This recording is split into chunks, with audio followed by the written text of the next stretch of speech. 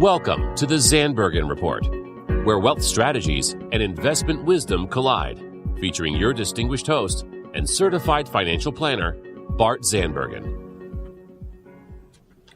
Welcome to the Zandbergen Report, a showcase for wealth strategies and investment wisdom that's essential for our evolving world. I'm your host, Bart Zandbergen. In studio, as usual, we have our engineer, Paul. So what do you think of that last CBS report here? Were they right about the side effects of we do one good thing and four more bad things come out of it here? Paul, I'm very, very upset about that. 3 protein shakes a day I do, so I have to... Yeah, right. Another thing that's bad news or something here. So I was just telling Shadi, I think I'm going to quit protein and start smoking. I think that's the only answer.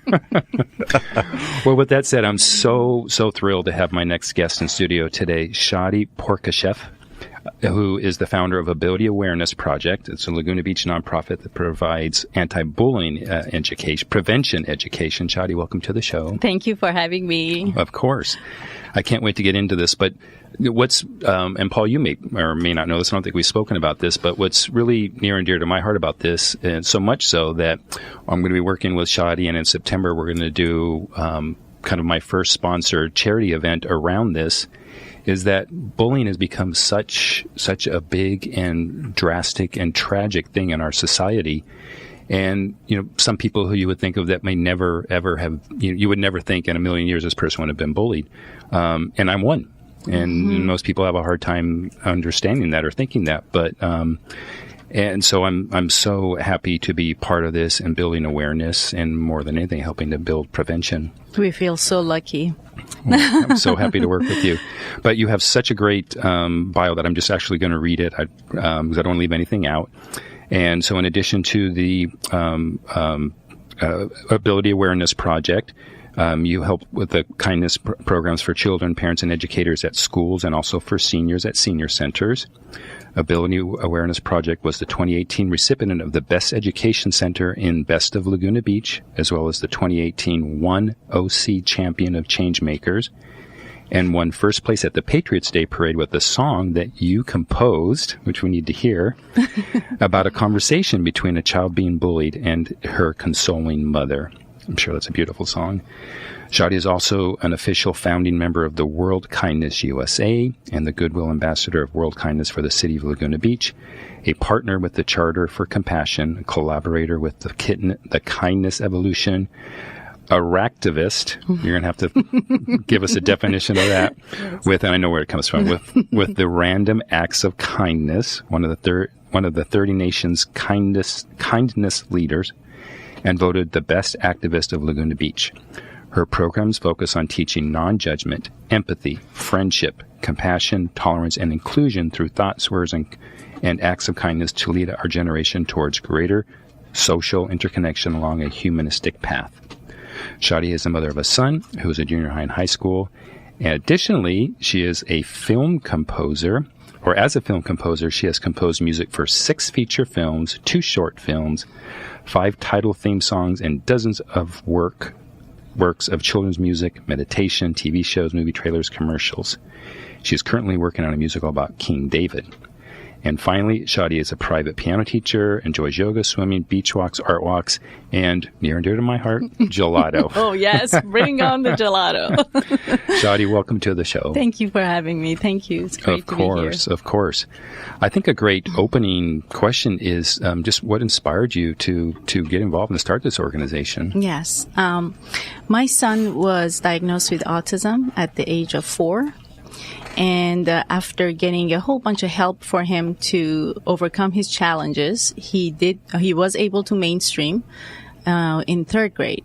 However, the other kids were not as kind, and they called him, "You retard, you don't belong here." A lot of pushing and shoving and bullying was going on.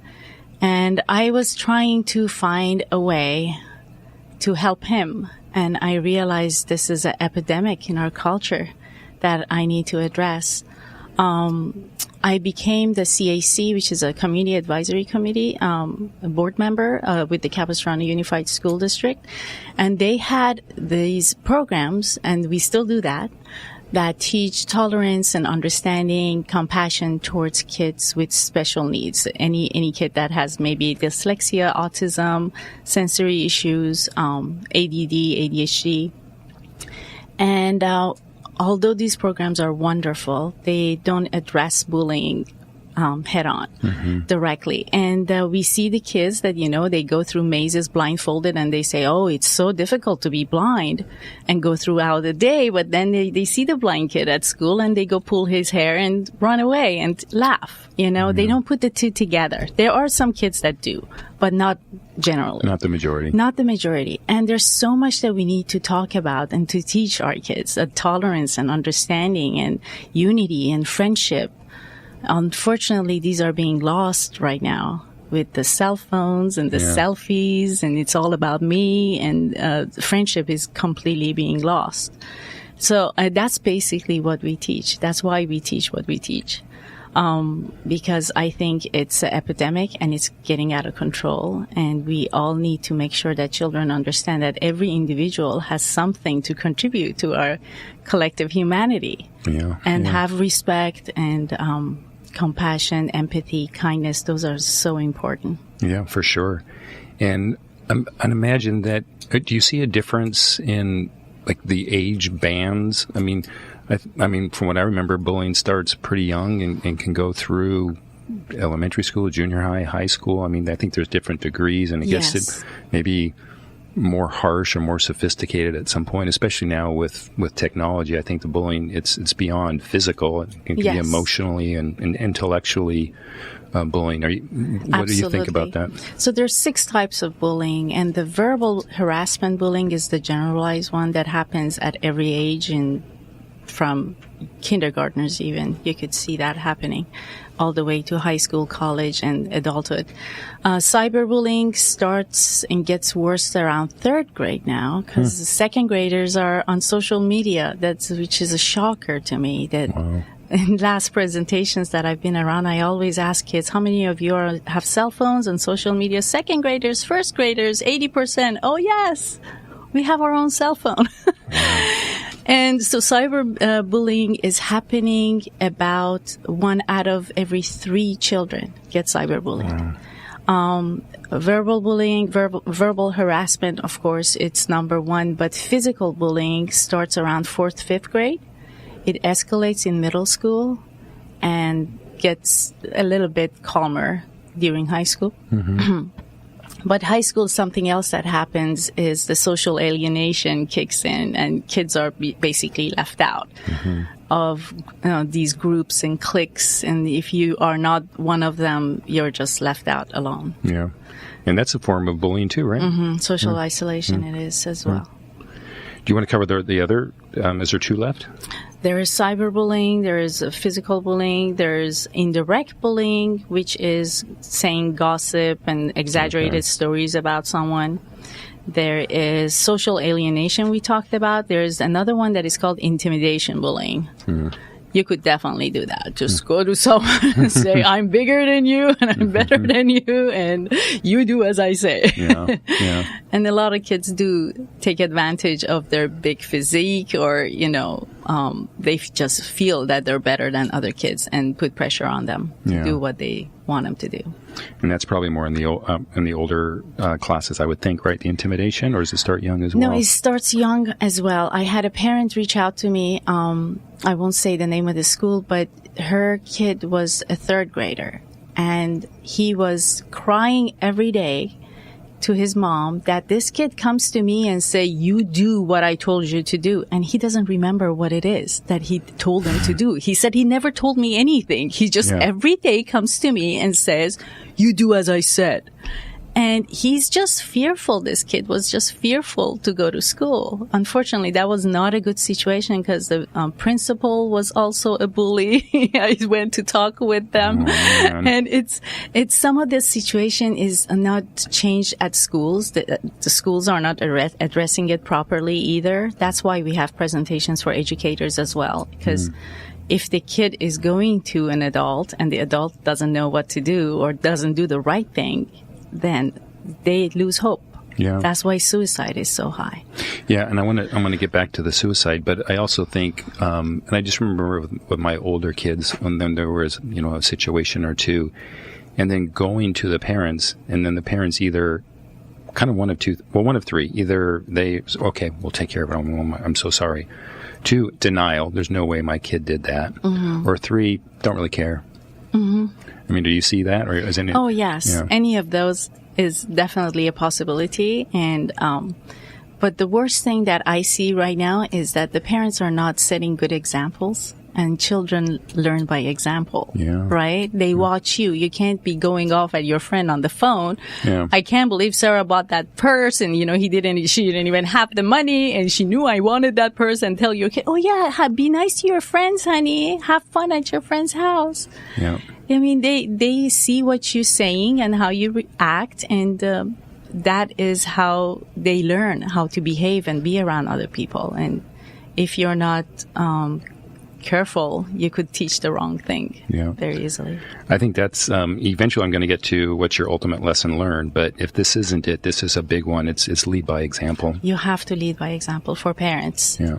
And be more caring, be more careful, and raise the bar for your own family to make sure everybody's treating one another with kindness. Nobody's saying any harsh words. Nobody's putting anybody down. Yeah. Even between siblings or with your spouse. How are you handling situations? How are you handling conflict? Are you teaching the right way to deal with conflict, or is everybody getting angry and yelling and going their own ways? Or is everything behind closed doors? That's not good either, because you're not teaching anything. Right. If every time you have an argument, you go behind closed doors, there's a chance that you could actually teach your children. There's so many chances during the day. Yeah, 100%. Yeah. Why do you think the problem's getting worse? Personally, I think that there is so much, unfortunately, hatred and fear going around in our culture and our everyday experiences, that the kids are attuned to what's going on. Mm-hmm. And they take upon that, and it's not helping them, the situation, but I think a part of that is also social media and everything else. The problem is it's getting out of hand. It's getting dangerous for the kids now. Social media, we talked about it, 1 out of every 3, but even going back to the suicide, 1 out of every 5 kids last year between the age of 10 to 17 seriously thought about taking their own lives. 1 of 5. 1 out of 5. You shared something that was so terrible the other day. 5-year-olds. 5-year-old. 5-year-olds are doing this now. Yeah, one shot himself and one hung himself in the schoolyard. Yeah. And they found him in the morning. And it's heartbreaking to think that kids that young, they feel so much pain that they feel taking their own life is the only way. Yeah. And we have those vigils of children we take to our public awareness events. About 90-something% of those, parents knew and schools knew that this kid is being bullied. But when the kid goes to those adults and tells them if they don't do the right thing, which all of those cases, the adults failed. The school failed, the parents failed, nobody knew what to do about it. They feel hopeless and they think nobody can help me. Right now, what schools are doing is what they've done for the past 30, 40, 50 years, which they wait until bullying happens. And then they say, oh, that wasn't good. That was not good. So now let's sit down together.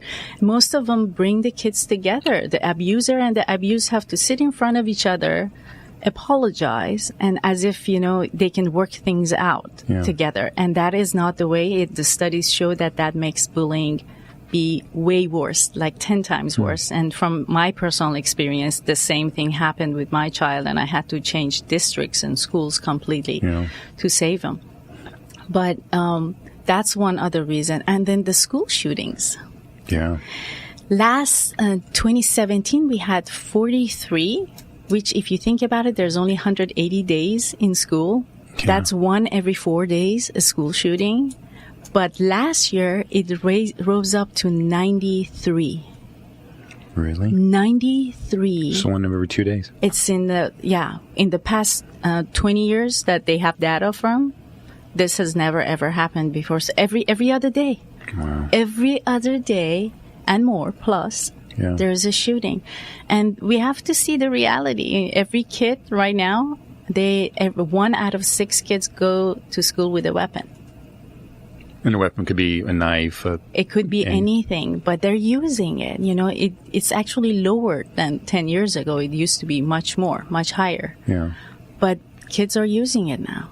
And before was for self-defense, and it was for certain races that they felt intimidated and they wanted to have something for self-defense. But now, no, it's very general. Kids have that, and it's happening. And we have to take a look at that too. But yes, the situation is absolutely getting worse, and it's so important right now that we lead our kids towards being the more humanistic path and say, okay, this is how you heal from this point. So they can become our next healers and compassionate leaders and change makers and peacemakers. That's what we want them to be. Of course. So you gave an example which is kind of traditional of how the bullied and the bullier are getting brought together. What are you seeing as the more effective way to handle that? So the effective way is to separate them. And you don't want them to give just an apology. It's not going to do anything. But you're just creating more chances for the one getting bullied to get bullied when you bring them together and keep bringing them together. And then also the kids, so they find more chances to bully the kid that they always bullied. And also they have a chance to brag about it in front of other kids instead of bystanders. So it makes it worse. You're supposed to separate them and offer help and solutions. Right now, I've heard budget cuts have a lot to do with this, but kids are being expelled if they've done any bullying very easily and fast without really the principals getting help for them. There is so much help, especially in Orange County. There's Western Youth Services, there's Living Success Center. If you're under Medi-Cal, Western Youth Services does everything. They can come to the school, they can go to your home, they can evaluate the kid and offer help rather than expelling these kids that can really benefit from a healthy social interaction at school. And, but yeah, what was the question? Did I get away from the question? No. I think my question was, so the old school ways to put them together, and you're saying to separate them. Separate them and offer help. And not to get too granular with that, but so in like a classroom situation, are you saying our schools like taking one child and moving them to another class? Is that sort of? No. To offer help and therapy and counseling, you want to separate them, but you don't want to separate them as far as when they're sitting in the class unless there's something, I don't know, some kind of super severe. Yeah, super severe. All right. Happening. So what can parents do if their child is bullied? So if your child is bullied, I know it's very tough. You have to, first of all, stay calm. Stay calm as much as possible, because only 33 or less than 33% of the kids go to parents and tell them that they've been bullied.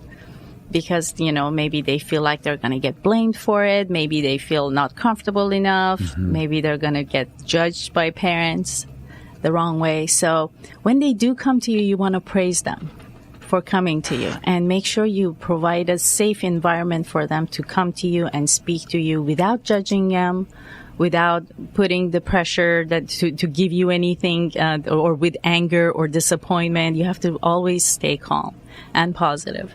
Never blame your child. Never go after the parent's bully and to figure out what things are, what happened, and your kid did this. A lot of the bullying is a learned behavior. So some of the bullies have learned it from family. Yeah. Mom could be that way, dad could be that way, and going after them, if you don't know exactly what to do and what to say, it can be troublesome. Yeah. And so basically you have to make sure your kid tells you everything. Encourage your child to just open up and sit down and offer comfort and take notes of everything that is happening, the name, the place, what time. Then you're going to make an appointment with school and going to school and discussing this with the school. But make sure that you always tell the school that no matter what, I don't want my child and this kid to be in the same room talking about this issue. Yeah. Because it does make things worse. Okay. Now, what on the other side, what about a parent who has a child that bullies? Now that this parent's going to get confronted, hey, your child did this. Yes. What do you say for them? One more thing I left out with the other one. I'm going to just say that. You do want to do some role playing with your child. There's 4 steps you want to follow when your child is bullied. And you want to make sure that they find their voice to say it strongly and be able to rise up to bullying themselves.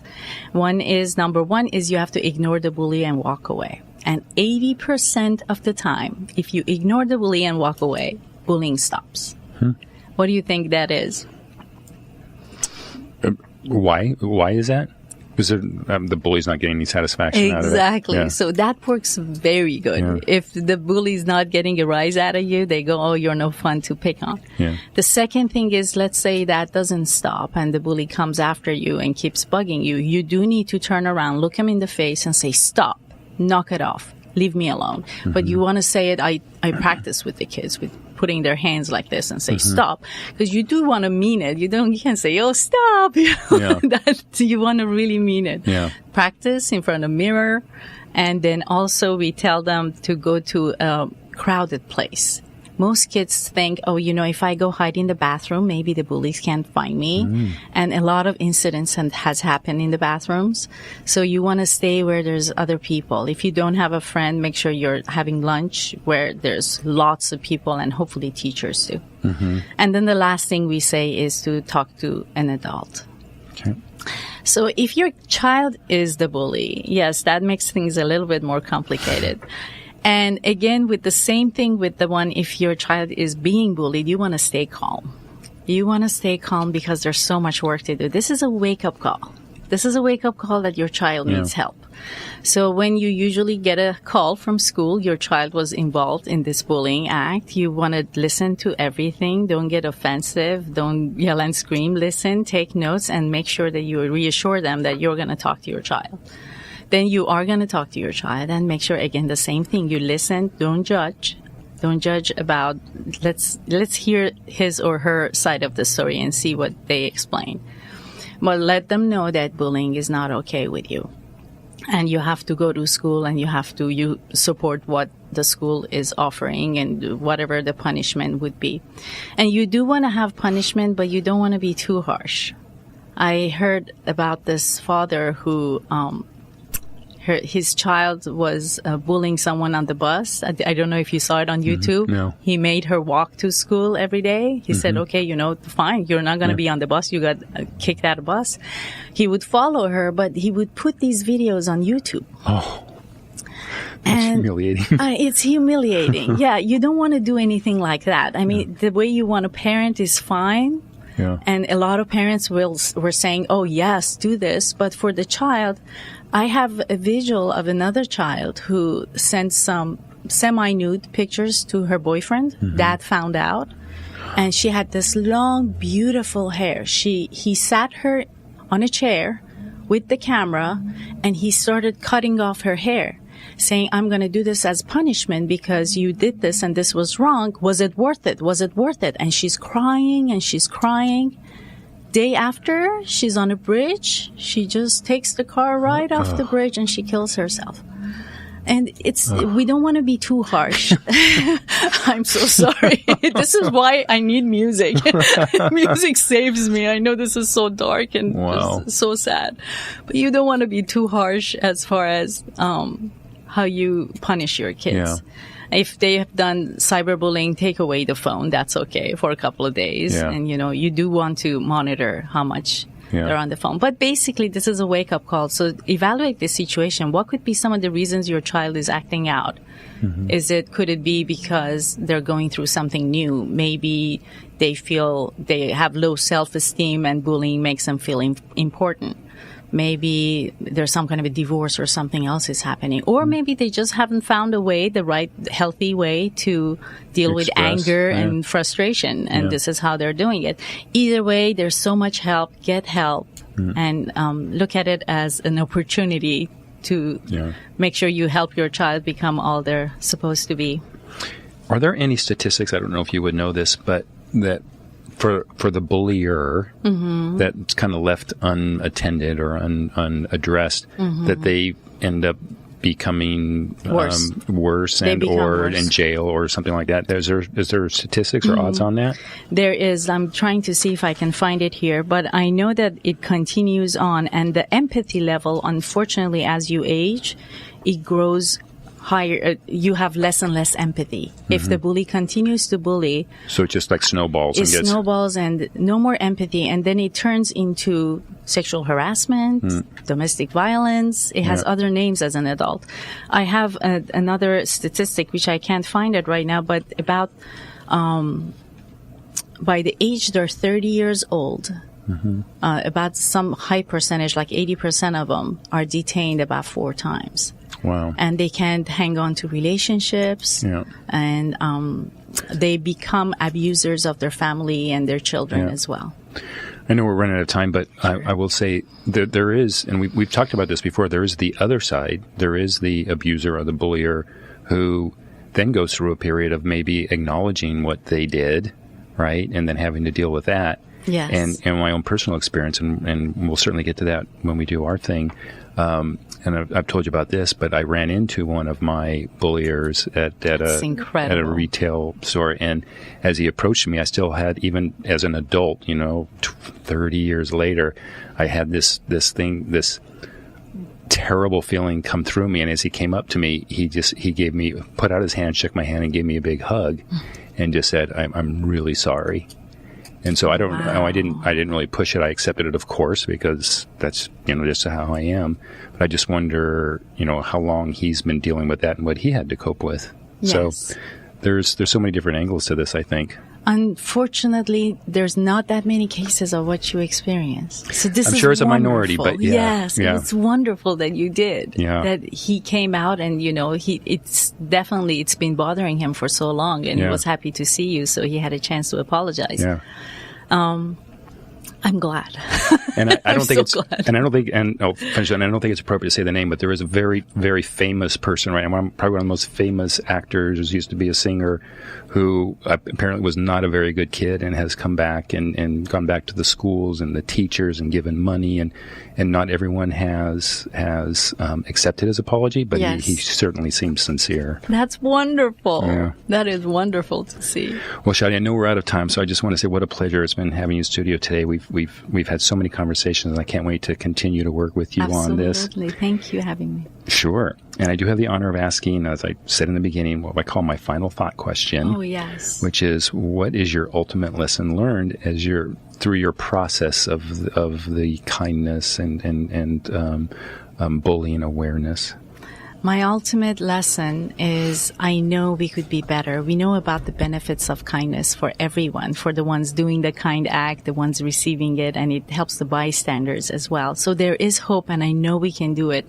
But we all have to take the pledge, and we must rise above race and color and gender differences and political view differences, and put our focus on the goodness of humanity. There's so much more we have in common than we have in our differences, and I know together we can do it.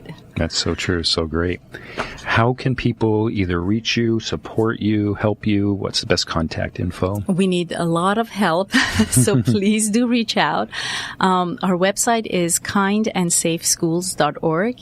The new website is under construction, so if you visit after Friday, it would be much cleaner and much better looking than what it is right now. But you could still get in contact with us.